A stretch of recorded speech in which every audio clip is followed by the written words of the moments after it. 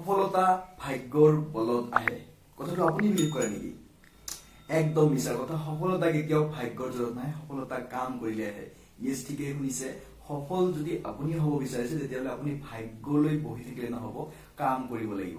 কাৰণ কথাত আছে সফল হ'বৰ কাৰণে আগত সফলতাৰ আপুনি নিজকে যোগ্য কৰি গঢ়ি তুলিব লাগিব। যদি আপুনি নিজকে সফলতাৰ কাৰণে যোগ্য কৰি গঢ়ি তোলে আৰু তাৰ কাৰণে আপুনি কাম কৰে 100% আপুনি সফল হ'ব পাৰিব। চ' যিসকল ব্যক্তি নিজক লাইফত সফল হিচাপে গঢ়ি তুলিব বিচাৰে ভিডিঅ'টি তেওঁলোকৰ কাৰণে। চ' যিহকে আমি আপলোড কৰিছিলো এটি ভিডিঅ' য'ত আলোচনা কৰিছিলো জীৱনৰ উদ্দেশ্যৰ বিষয়ে, যে সৃষ্টিকৰ্তাই আমাক কিয় সৃষ্টি কৰিলে, আমাৰ একচুৱেলি উদ্দেশ্য কি, জীৱনৰ পাৰ্পছ কি। ত' যিসকলে তেওঁলোকে ভিডিঅ'টো চোৱা নাই চাই ল'ব। বলো যে সফল হ'বৰ কাৰণে সফলতাৰ যোগ্য আপুনি হ'ব লাগিব। কাৰণ আপুনি যি যোগ্য আপোনাক সৃষ্টিকৰ্তাই সেয়েহে দিয়ে।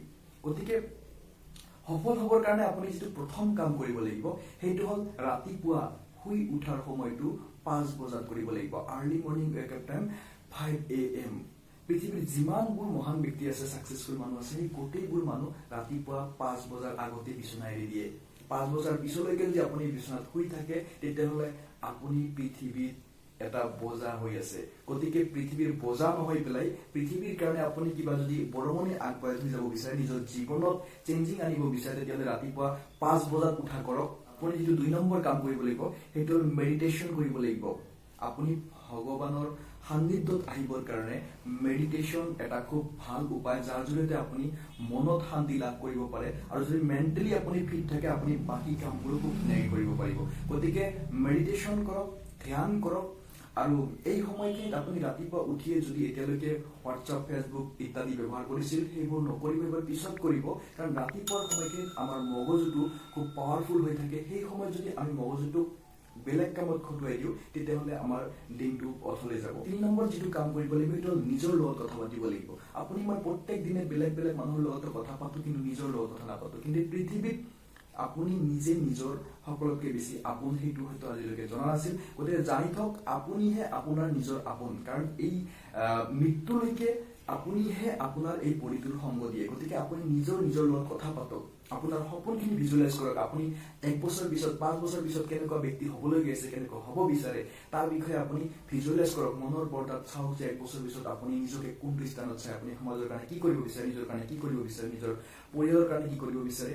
ভিজুৱেলাইজ কৰক, নিজৰ লগত কথা পাতক। যে আজি মই কথা পাতিব নিজৰ লগত, সেইটো আপোনাৰ ছাবকনচিয়াছ মাইণ্ডত গুচি যাব। আৰু যিটো ছাবকনচিয়াছ মাইণ্ডত গুচি যাব সেইটো আপুনি কনচিয়াছ মাইণ্ডত কৰি পেলাই নিজক বাস্তৱ জীৱনত সেইখিনি হাসিল কৰিব পাৰিব। গতিকে 3 নম্বৰ কামটো হ'ল নিজৰ লগত কথা পতা।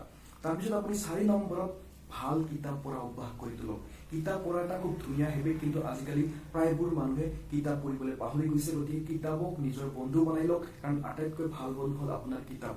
5 নম্বৰ কাম কৰক, ফিজিকেলি নিজক ফিট ৰাখিবৰ কাৰণে ভাল খাদ্য খাওক, ডায়েট কণ্ট্ৰল কৰক, লগতে ফিজিকেল এক্সাৰচাইজ কৰক।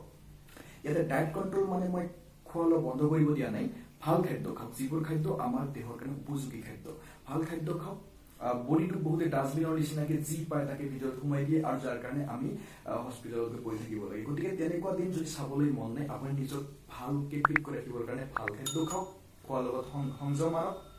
লগতে ফিজিকেলি ফিট থাকিবৰ কাৰণে বাহ্যিক সৌন্দৰ্যৰ কাৰণে আপুনি ফিজিকেল এক্সাৰচাইজ কৰক। বাট এক্সাৰচাইজৰ কাৰণে যে আপুনি জিমত যাব লাগিব এনেকুৱা কথা নাই। আপুনি নিজৰ ঘৰখনতো, নিজৰ ৰুমৰ ভিতৰতে খুব ধুনীয়াকৈ যোগাসন কৰিব পাৰে, আৰু আমাৰ বডিটোক আমি ধুনীয়াকৈ ফিটনেছ আনিব পাৰোঁ। আৰু এইখিনি কৰাটো খুবেই জৰুৰী, কাৰণ আজিৰ পৰা 1 বছৰ বা 5 বছৰ পিছত আপুনি ছাকচেছফুল হোৱাটো 100% গ্যাৰাণ্টেড, যদি আপুনি এই ষ্টেপবোৰ ফ'ল' কৰে। ফিজিকেলি আৰু মেণ্টেলি ফিট হোৱাৰ পিছত আমি 100% ভাল কাম কৰিব পাৰিম। কাৰণ সফলতা আপুনি 100% পাব, বাট সফলতা পাবৰ কাৰণে আপুনি সফলতাৰ যোগ্য হৈ উঠিব লাগিব। ইয়েছ, আপুনি নিজৰ সফলতাৰ যোগ্য কৰি তুলিব লাগিব নিজকে, তেতিয়াহে আপুনি সফলতা পাব। কাৰণ পৃথিৱীত আপুনি নিজৰ যোগ্যতা অনুসৰিহে সেই গতিবোৰ আজিলৈকে পাই আছে। গতিকে ইন ফিউচাৰ আপুনি যদি নিজক এটা ভাল লেভেলত লৈ যাব বিচাৰে, ছাকচেছফুল পিপল হিচাপে সমাজত কৰি তুলিব বিচাৰে, তাৰ কাৰণে নিজক যোগ্য কৰি তুলিব লাগিব। আৰু এই ষ্টেপবোৰ ফ'ল' কৰিলে 100% আপুনি নিজকে যোগ্য কৰি তুলিব পাৰিব। আৰু আমাৰ উদ্দেশ্য হৈছে প্ৰত্যেকগৰাকী ব্যক্তিক নিজৰ জীৱনত ভাল এচিভমেণ্ট লৈ অনাটো। গতিকে আহক আমি সকলোৱে মিলি পেলাই নিজৰ জীৱনটো সলনি কৰাৰ লগতে নিজৰ ঘৰখনত ভাল পৰিৱেশ অনাৰ লগতে নিজৰ সমাজখন সলনি কৰাৰ লগতে নিজৰ ভাৰতবৰ্ষখনক ইমান ধুনীয়া এখন ৰাষ্ট্ৰ কৰি গঢ়ি তোলো, য'ত কোনো নিবনুৱা নাথাকিব। আৰু সকলোৰে শুভ কামনা কৰিছোঁ, সকলোৱে ভালে থাকিব, হাঁহি থাকিব। Thank U.